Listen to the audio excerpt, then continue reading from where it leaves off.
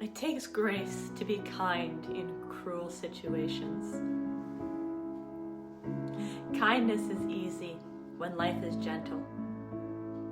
Grace, however, is forged where cruelty presses hardest.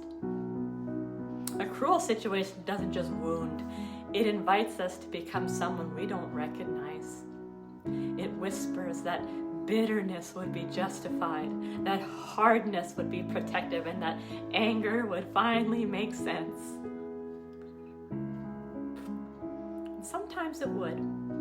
I mean, there's always an attitude available that can make suffering sharper, louder, more contagious. But grace asks a different question. It asks, who do I become if I choose love anyway? Grace is not passivity. It is not silence born of fear. It's not pretending the wound doesn't hurt. Grace is strength that refuses to rot. And to be kind in a cruel situation is to decline the easy relief of retaliation.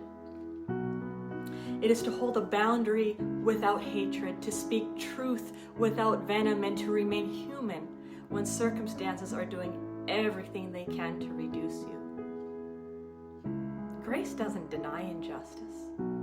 It simply refuses to allow injustice to have the last word. And there's a quiet authority in choosing faith over fear. Fear reacts, faith steadies.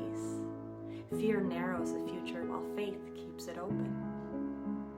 And grace understands timing. It knows when to speak and when to wait. It knows that becoming bitter may feel powerful in the moment, but becoming whole is the greater victory. Grace trusts that clarity doesn't need force and truth doesn't need theatrics. What is real will endure. And kindness, when chosen in cruelty, ends up becoming a mirror. And not one that accuses, but one that reveals. It shows us who we're becoming beneath the pressure. And here is the secret that grace carries. Every cruel situation is temporary, but the person you become while passing through it, that remains. So choose carefully, not because others deserve it, but because you do. Grace is not weakness.